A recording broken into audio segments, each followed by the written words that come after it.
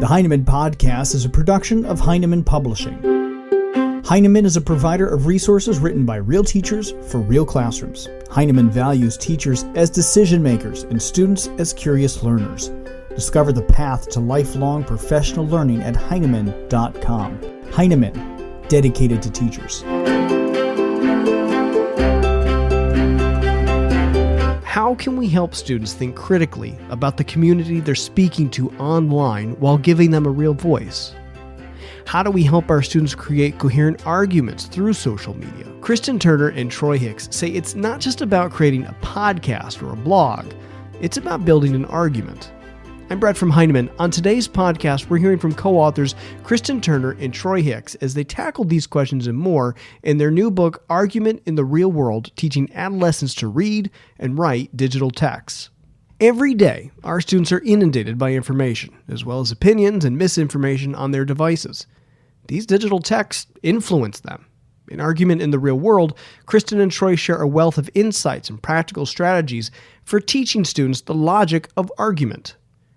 Wherever arguments are streaming in through Snapchat, viral videos, internet memes, or links to other blogs or websites, Kristen and Troy guide us on how to engage with and create digital arguments. We started our conversation on what real-world arguments are. Well, they are surrounding us every day. So especially in this season, it's interesting to think about the ways in which images, graphs, videos, commercials, clips that people have created on their own from Facebook Live or Twitter's Periscope, up to blog posts, up to full reports and things coming from, think tanks, Congressional Budget Office, anywhere.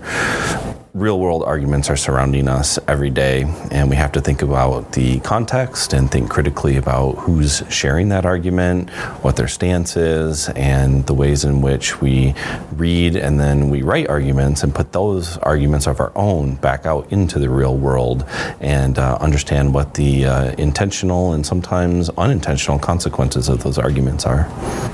And I think it's important to understand that argument is not about arguing with somebody or getting in someone's face or anything like that, but that there's a structure to an argument where you make a claim and you provide evidence for that claim, and that there's a belief system or a background understanding that allows you to have a civilized conversation with argument. Well, and picking up on that idea of evidence, I have started asking students to think about what counts as evidence, for whom, and in what context, because we know that there are different kinds of evidence that count differently for different people in different spaces and in different ways. And until you have that conversation about what counts, and you're talking about the warrants and the underlying assumptions that go with the evidence you're presenting, you're probably not going to be able to have a very strong conversation about what a good argument is. So it's really about having those conversations about what counts as evidence. And in the digital space, that gets complicated not only by the facts, but by the colors, hyperlinks, fonts, links, images, memes, all those types of things. Well, and on that point, you both specifically write to the fact that we can't teach it the same way we always have before in the past. Things are different now. Mm-hmm. Yes, texts are different now because we have hyperlinked texts. And in the past, when we only had a print-based text, you had that one text and you couldn't push a button and go to a different text. And now you can. So one of the things that we did in writing the book was really think about how links might act as evidence or might provide warrants or the underlying assumptions for an argument. And for all of these reasons, we do need to teach argument differently than how we have in the past. However, we also need to keep doing the good things that we know how to do. So there are lots of authors that our book builds upon. George Hillocks is one of the primary people that we build upon, but also Smith, Wilhelm, and Fredrickson, who talk about how to teach argumentative thinking and more traditional-based arguments. And we want to add to that, not take away from that. Yeah, And even that one example of the hyperlink is really interesting because on a technical level, it's fairly simple to teach students how to put a hyperlink into a Google document or a blog post or a Twitter message. However, at a rhetorical level, it's a lot more difficult to think about, okay, where is that link taking your reader and why would you want your reader to go there? What do you need to point out to your reader in the words that you choose leading up to that link? And then what do you need to say after your reader comes back from that link? You don't have that with paper and pencil. Sort of going off of what you were just saying, that work is so much more important for students now. Can you explain why? At one level, we think about students and the fact that they're, screenagers, millennials, whatever the euphemism is that we want to use to describe them. And I think that we assume a lot about what they're capable of, what they know, what they're able to do. And then we have to step back from that assumption and say, okay, so my daughter can post something to Snapchat. So what? What is she posting? In what ways is she framing that image? In what ways is she including different types of words and digitalk in that particular post? Is she linking to something else? Who is she linking to? Is that person credible and authoritative? And even is that particular venue of Snapchat the most appropriate way to share an idea or an argument? Are there other places where you can get your ideas out there? So students are immersed in a digital world, and we need to help them think critically and carefully about the tools and the communities that they're speaking to. And we also want to give them a voice, a real voice in the world, because they are real people, and they are growing into adults who are going to contribute to our society. And so we want to help them do that in the most productive ways possible. And so to empower them to really be, as Troy said, critical and creative consumers and producers of information is very important so that they have a voice and contribute well to society. Like the controversy kind of going on around right now with Facebook and Google and the fake news. And the fact that that's even a conversation happening is evidence of the fact that we need to be talking with our students about what gets created and posted on the internet, by whom, and for what purposes, and then what gets shared and what gets liked. It's not just about something getting liked, it's about something that is purposeful and meaningful. And do you want to contribute to that noise and chatter, or do you want to create an argument that's clear and coherent? So one of the lessons that I've done with students is it's not about the like, it's about a productive conversation, and it's really about creating productive conversation, which is sorely lacking on the internet right now. To that point, you write in the beginning of the book about how it's not just a blog, it's not just a podcast. This is so much to the student, certainly, when they post something like that, it is so much more to them, and it's important to sort of honor their work in that way, but also still give them the frame of work that they need to build those arguments.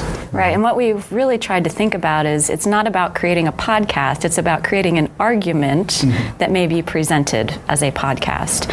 And for all of the genres or modes that we looked at in the book, we really tried to deconstruct what an argument would be in each of those modes.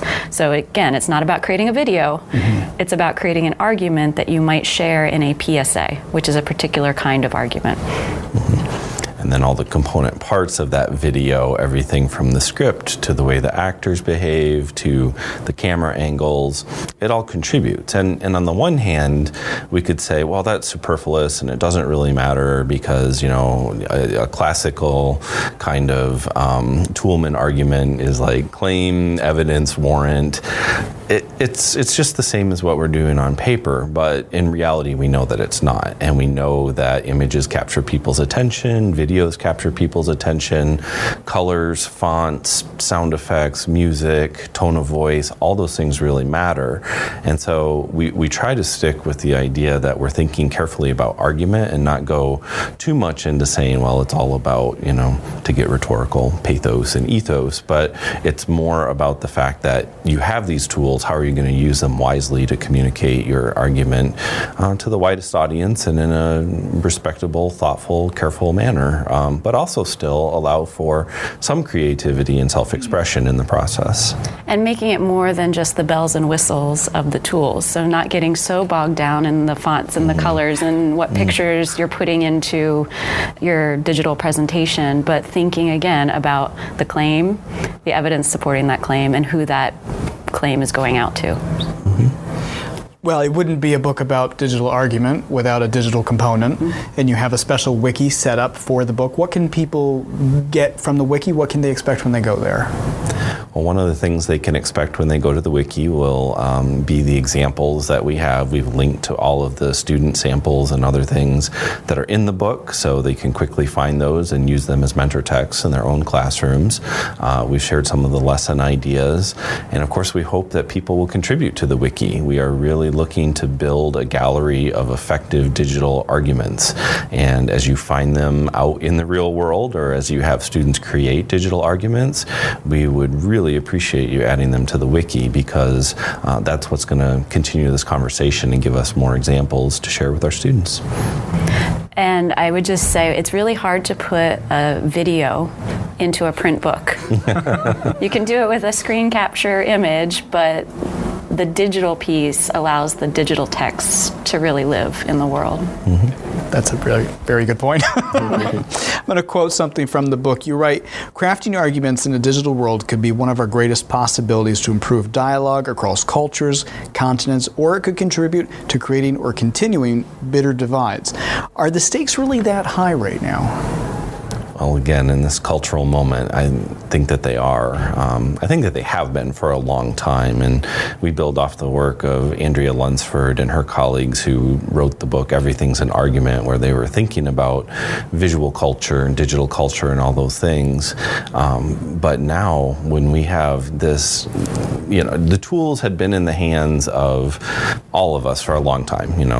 Mac computers allowed us to create videos in the 90s, and then the internet was getting faster and YouTube came out and things like that. But now students can do this with the device they have in their pocket. And so the immediacy of it, the efficiency of it, the ways in which they can choose different channels to broadcast in, whether they're broadcasting video or broadcasting just text messages through social networks, it's absolutely critical. And as we're living right in this moment, again, with the fake news and the current context of the election, whatever your political stripes, you have to recognize that social media and the conversation that was happening through a variety of different digital arguments, and this is where the evidence question becomes more important. Mm-hmm. What types of evidence are people pointing to? Do you consider that evidence to have been constructed in a thoughtful, coherent manner? Are you going to be more likely swayed by your own opinions and potential biases? There are just so many questions. So to me, yes, it's absolutely essential. I want my own children and all children to be going through a writing curriculum that asks these types of questions and invites them to create products in that kind of manner.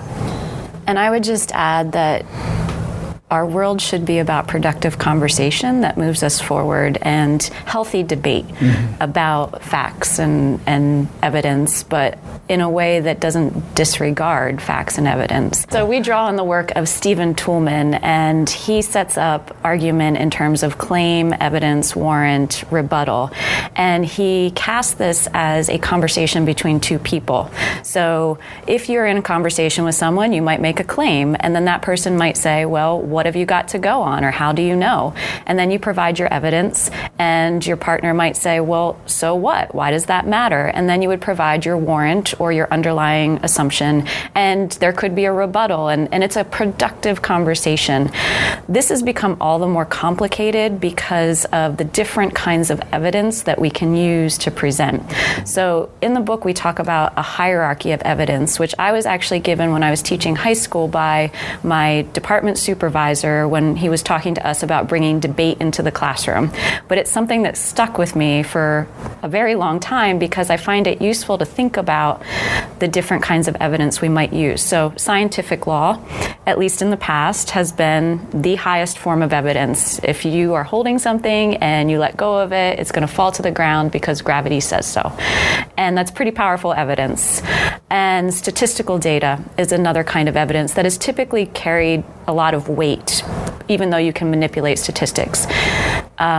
Opinions of experts in the past have typically carried a lot of weight. But then you also have opinions of noted individuals who might not be expert on the subject, but people trust them.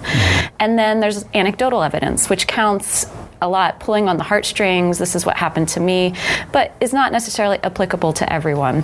And these categories, I think, are useful in real-world argument as we're thinking about the problems that we have, because we are not thinking about what kind of evidence actually counts in an argument. In some cases, just throwing out the evidence altogether. And I'm the parent of young children. They are born into this digital world where arguments, and maybe not quality arguments, are thrown at them all the time or will be thrown at them. I want them to contribute productively. I want them to have conversations with people where they can say, well, what have you got to go on? Well, so what? Why does that matter? And the two people together can come to a better understanding and move forward. And that's really what our society needs. So yeah, the stakes are pretty high. And to encapsulate some of this, one of the memes that we found, or at least I saw when we were writing this book, it had a picture of Abraham Lincoln, and then it had a black background with white text. And it said, just because someone put a quote next to Lincoln's picture doesn't mean that Lincoln actually said it.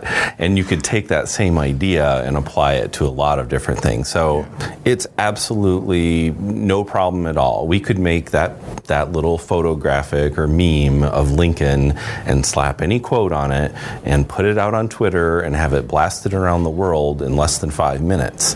The question is then whether or not, what does that do? How does that count as evidence? And if someone is going to employ a tweet from a noted individual who has put a picture with a quote or a picture with a statistic or something like that, and they're counting on that appeal to authority as evidence, that's a very different conversation than say, oh, I'm going to send you a link to the actual text on the Library of Congress website written in Lincoln's hand, scanned digitally as an archival document.